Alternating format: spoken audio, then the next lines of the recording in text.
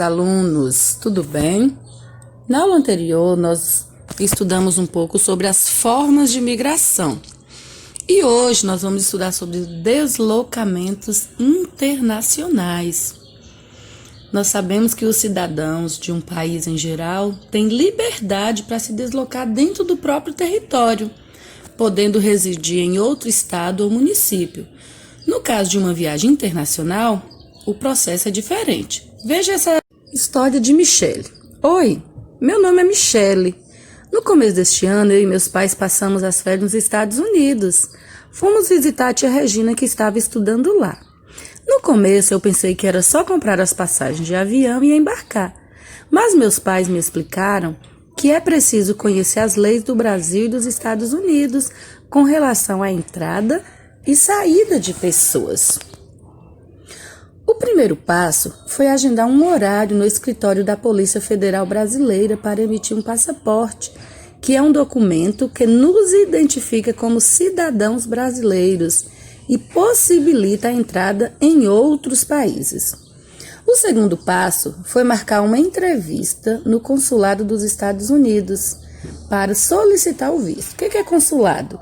Consulado é um escritório representativo de um país localizado em qualquer cidade brasileira. Normalmente fica localizado na capital dos estados. E o escritório é responsável por emitir o visto de entrada de um estrangeiro em seu país, quando esse exigir, né? Então, lá no consulado, informamos que iríamos apenas visitar o país, não morar. O visto nos dá a permissão temporária para permanecer nos Estados Unidos. No dia da viagem, eu estava ansiosa e feliz. No aeroporto, nós nos apresentamos à Polícia Federal e mostramos as passagens e o passaporte. Finalmente embarcamos rumo às férias. Depois de várias horas de voo, chegamos ao aeroporto. A tia Regina estava nos esperando e eu estava com pressa de encontrá-la.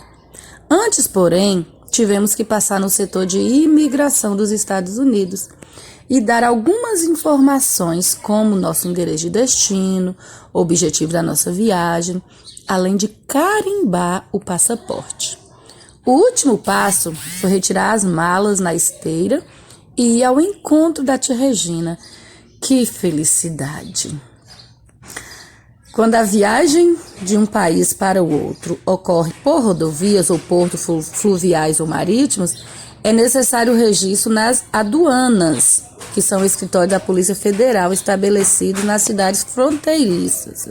A entrada em um país para fazer turismo, estudar ou residir e trabalhar é sempre uma decisão do país que recebe.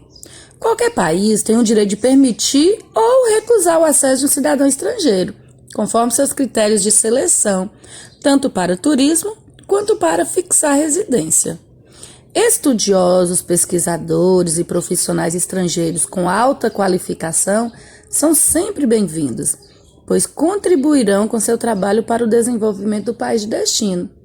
Quem perde é o país de origem do cidadão, pois deixou de contar com seu trabalho e sua experiência profissional, né? E agora ele vai estar morando em um outro país, vai estar beneficiando, contribuindo com o trabalho e o desenvolvimento do outro país.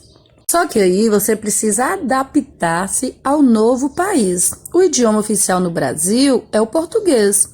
Porém, ao se deslocar para outros países, é preciso saber qual é a língua oficial e aprender algumas palavras para facilitar a comunicação, ou pelo menos algumas expressões em inglês, que é uma língua reconhecida no mundo inteiro. No caso dos países vizinhos ao Brasil, é recomendável saber o espanhol antes de você ir fazer uma visita nesse novo país, né? Agora, o que fazer quando tiver problemas em outros países? Antes de sair do Brasil, é importante que o imigrante conheça os números de telefone da representação brasileira no país de destino.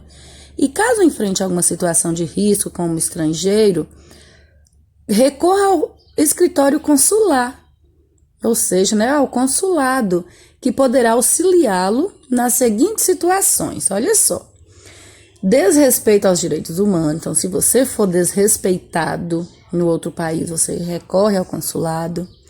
repatriação ou retorno ao Brasil em caso de conflito político ou catástrofes naturais, rejeição na entrada em um país sem motivo legal, prisão por crimes cometidos dentro do país, segundo suas leis, entre outros.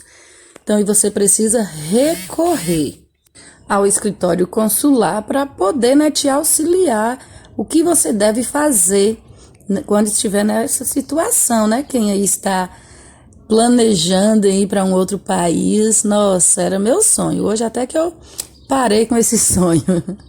Mas a tia tinha muita vontade de morar em um outro país, Alguém aí que está pensando em ir, é melhor já ir aprendendo direitinho o que fazer para ser mais fácil quando for para a viagem, Vamos ler esse poema de Ulda Moreira, da página 100? Ser brasileiro.